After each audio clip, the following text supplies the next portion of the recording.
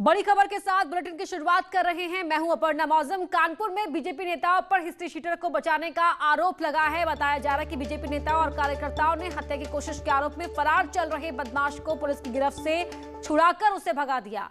जानकारी के मुताबिक नौबस्ता के उस्मानपुर में बीजेपी नेता नारायण सिंह भदौरिया की बर्थडे पार्टी में एक हिस्ट्री शीटर पहुंचा था। इस दौरान पुलिस ने उसे पकड़ लिया और अपने साथ ले जाने लगी। तो आरोप है कि इसी दौरान बीजेपी कार्यकर्ताओं ने आरोपी को पुलिस की गिरफ्त से छुड़ा लिया।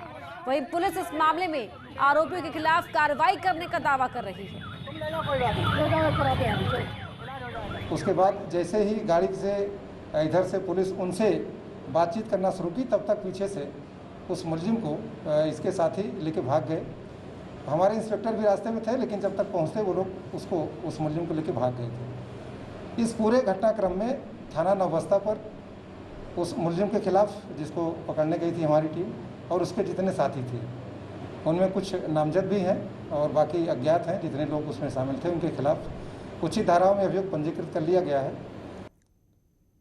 अब आपको गोंडा सिलेंडर ब्लास्ट से जुड़ा अपडेट दे देते हैं। 8 लोगों की मौत के मामले की एटीएस जांच कर रही है। एटीएस ब्लास्ट की तीव्रता और सही तथ्यों की जांच कर रही है। लखनऊ से डीएसपी रैंक के ऑफिसर के नेतृत्व में जांच चल रही है। गोरखपुर से मोबाइल फॉरेंसिक विधि विज्ञान प्रयोगशाला और बीडीएस टीम भी मौके पर है। सरकार ने जब से सीबीएसई के 12वीं के एग्जाम रद्द किए हैं, तब से सबके मन में यही सवाल है कि अब छात्र छात्राओं को कॉलेज में एडमिशन कैसे मिलेगा। न्यूज़ 18 ने डीयू के वीसी से बात की तो उन्होंने साफ किया है कि मेरिट के हिसाब से ही बच्चों को एडमिशन मिलेगा। तो ये जामिया ने साफ कर दिया है कि एडमिशन एंट्रेंस टेस्ट के आधार पर होता आया है और अब भी वैसे ही होगा। जो भी मार्क्स हमें मिलेंगे बोर्ड से, अलग अलग बोर्ड से आएंगे, उसको ही हम मेरिट का आधार बनाएंगे और उस आधार पे इस बार हम एडमिशन्स लेंगे। हमारी कोशिश ये रहेगी कि जब लगभग सभी बोर्ड्स के रिजल्ट्स अवेलेबल होंगे तब हम अपना एडमिशन का प्रोसेस शुरू करेंगे। उम्मीद यही करते हैं कि हम करीब 15 जुलाई के आसपास रजिस्ट्रेशन शुरू कर देंगे और उसके 15 दिन या 1 महीने के बाद हम जो एडमिशन या दाखिला की प्रक्रिया उसको शुरू करेंगे। दाखिले का प्रोसेस 15 जुलाई के आसपास शुरू होगा। जब हम रजिस्ट्रेशन शुरू कर देंगे उसके 15 दिन या 1 महीने के बाद दाखिले का प्रोसेस शुरू होगा। ये एडमिशन की प्रक्रिया पिछले साल की तरह ऑनलाइन होगी और इसको और सुदृढ़ करेंगे। सभी बोर्ड अपनी जिम्मेदारी से काम करते हैं, ये कहना है यहाँ पर वीसी का। बढ़ते हैं आगे। कोविड महामारी के दौरान ये भी खबर भी आपको दिखाएंगे, लेकिन उससे पहले क्या कुछ कहा सुना देते हैं आपको। जो ये एग्ज़ाम इन्होंने कैंसिल किया है 12th का बोर्ड, उससे हमारे एडमिशन प्रोसेस पे कोई फ़र्क नहीं पड़ेगा। अभी जो हमारा टेंटेटिव हमने शेड्यूल दिया है बीए और एमए कोर्सेज़ के लिए, अभी तक वही शेड्यूल है हमारा और आगे अगर हालात सब कुछ ठीक रहेंगे तो इसी शेड्यूल के हिसाब से ही जो एडमिशन प्रोसेस है वो हमारा कंप्लीट होगा। वहीं कोविड महामारी के दौरान दवा, ऑक्सीजन और वैक्सीनेशन के मामले पर सुप्रीम कोर्ट ने केंद्र से अहम सवाल पूछे हैं। सुप्रीम कोर्ट ने कहा कि वैक्सीनेशन के लिए आपने 35,000 करोड़ का बजट रखा, अब तक इसे कहां खर्च किया गया है। कोर्ट ने केंद्र से वैक्सीन का हिसाब भी मांगा है और यह भी पूछा है कि ब्लैक फंगस इन्फेक्शन की दवा के लिए क्या कदम उठाए गए हैं। कोर्ट ने सरकार से वैक्सीनेशन को लेकर पूरी जानकारी मांगी। साथ ही ब्लैक फंगस को लेकर सरकार की तैयारी क्या है, इसको लेकर भी कई सवाल किए हैं। 30 जून तक सरकार को अपना जवाब दाखिल करना होगा।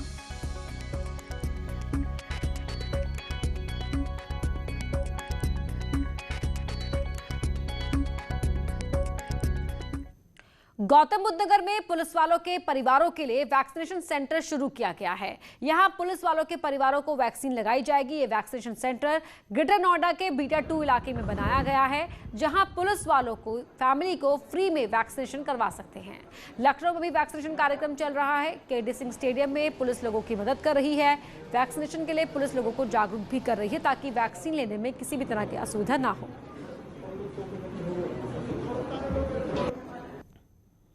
जो हमारे परिवारजन हैं पुलिस के, जो पुलिस लाइंस में रहते हैं, थाना परिसरों में रहते हैं, उन सभी को प्राथमिकता पर वैक्सीन लगवाई जा रही है। इसके लिए यहाँ L1 जो हमारा हॉस्पिटल है, इसमें अपोलो हॉस्पिटल्स के साथ ये व्यवस्था की गई है। यहाँ पर जो व्यक्ति आए हैं सबसे पहले तो कि वो अपने संबंधित साइट पे पहुँचे, इसके लिए हमने यहाँ मित्र पुलिस की व्यवस्था की रखी है, वो उनको वहाँ साइट पे पहुँचाते हैं। यदि कोई व्यक्ति परेशान है, यानी किसी तरह से उसको दिक्कत है, हम उनको, और उनके पास कन्वेंस किसी वजह से नहीं है, हम उनको घर तक पहुँचाने की हमने यहाँ फैसिलिटी रखी है। जो पिंक ट्यूबी है जो शासन के द्वारा प्रदान की गई है, हमने सारी गाड़ियाँ यहाँ रखी हैं, उनको हम उनके घर तक ड्रॉप कराते हैं सुरक्षित महिला सिपाही के द्वारा। और इस तरह की व्यवस्था ये कंटिन्यू चलेगी, जब तक ये सिस्टम है कंटिन्यू चलेगी। कोविड की वजह से नोएडा में बच्चों का रूटीन वैक्सीनेशन रुक गया था, लेकिन अब दोबारा से बच्चों का रूटीन वैक्सीनेशन शुरू कर दिया गया है। नोएडा के सेक्टर 30 में बच्चों के रूटीन वैक्सीनेशन के लिए अब लोग आने लगे हैं। यहाँ बच्चों को वैक्सीन लगवा रहे हैं।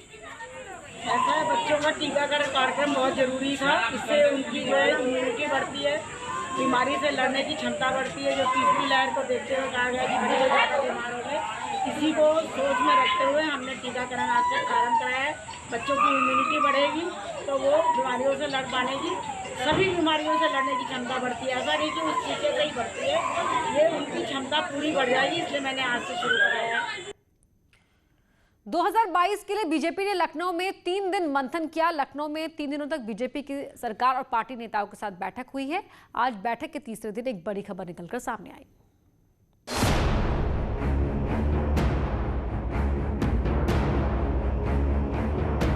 तीन दिनों तक पार्टी के नेताओं से फीडबैक लेने के बाद बीजेपी के राष्ट्रीय संगठन महासचिव बीएल संतोष लखनऊ से दिल्ली के लिए रवाना हो गए। तीसरे दिन यानी आज भी बीएल संतोष ने कई मंत्रियों के साथ मुलाकात की। बीजेपी के प्रवक्ताओं से भी बातचीत की गई। इस दौरान सरकार और संगठन के तालमेल को लेकर भी चर्चा हुई। इसके बाद कैबिनेट मंत्री और यूपी सरकार में प्रवक्ता सिद्धार्थनाथ सिंह ने चुनाव से पहले आक्रामक होकर सरकार का पक्ष रखने का मुद्दा उठाया। देखिए, ये एक प्रक्रिया है भारतीय जनता पार्टी में। इसीलिए कहा जाता है कि भारतीय जनता पार्टी का संगठन और संगठन के साथ उसकी जो इलेक्शन मशीनरी है वो हमेशा तैयार रहती है। हमारे राष्ट्रीय अध्यक्ष जी दिसंबर में आए थे। स्वाभाविक है, उन्होंने दिशा निर्देश हम लोग को दिए। उस दिशा निर्देश की समीक्षा करने के लिए संगठन महामंत्री उस राज्य में जाते हैं। जैसे वो अभी उत्तराखंड से आ रहे हैं, तो उन्होंने 3 महीने 4 महीने में आए, कोरोना आ गया तो थोड़ा सा विलम्ब हो गया।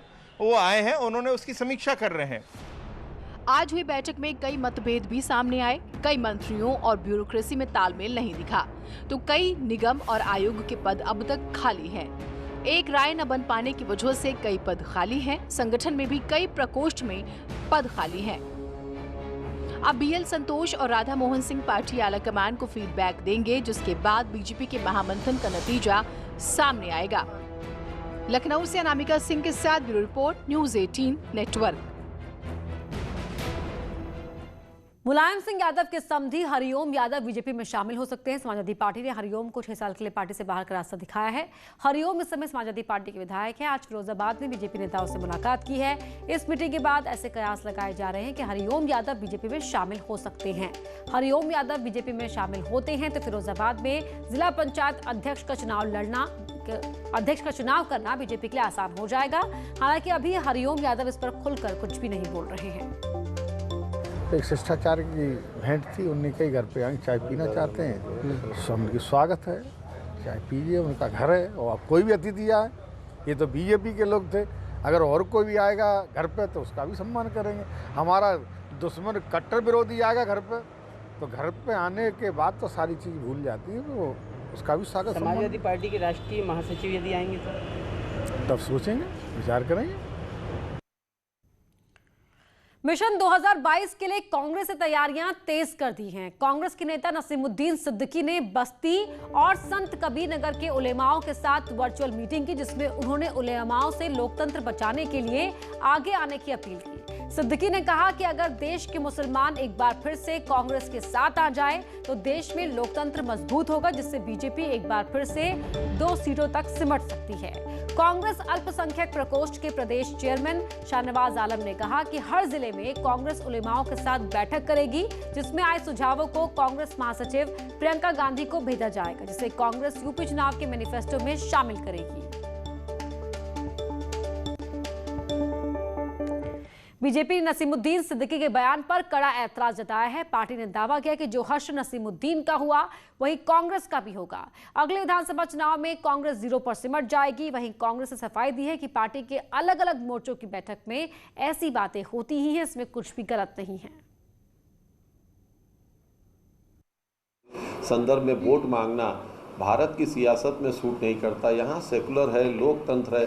केवल एक धर्म विशेष को कहना कि भाजपा को हराने के लिए कांग्रेस को वोट करे, मुझे लगता है ये ठीक नहीं है और जनता निर्णय करने जा रही है। देखिए 2022 के चुनाव में जनता निर्णय करेगी और मुझे लगता है नसीमुद्दीन और कांग्रेस का जो हाल होने वाला है, जो हाल नसीमुद्दीन का हुआ, कांग्रेस भी 0 पे सिमटने जा रही है। कांग्रेस उत्तर बात हो गई कि कहा जा रहा है कि कांग्रेस माइनॉरिटी कार्ड खेल रही है। भाई हर राजनीतिक पार्टी में सारे डिपार्टमेंट होते हैं। माइनॉरिटी सेल होता है, SC/ST डिपार्टमेंट होता है, बैकवर्ड डिपार्टमेंट होता है, किसान सेल होता है, यूथ कांग्रेस विंग होती है, NHUI विंग होती है। सब तरह की चीज़ें सब जगह होती हैं। और वो जो डिपार्टमेंट जब कोई मीटिंग करेगा तो अपने ही सेक्शन की तो बात करेगा ना। जब अपने सेक्शन की बात करेगा तो जो वो उन लोगों से जब बात करेगा तो ये देखता है कि किस कारण से उन्होंने पिछले चुनाव में हमको वोट नहीं किया। समाजवादी पार्टी के राष्ट्रीय अध्यक्ष अखिलेश यादव ने बीजेपी पर तंज कसा है। अखिलेश यादव ने ट्वीट किया, दिल्ली और लखनऊ के बीच फंस गए दूत, इधर एक को मनाते हैं तो दूजा रूठ जाता है। दरार रार पाटने के वास्ते ट्वीट करते झूठ।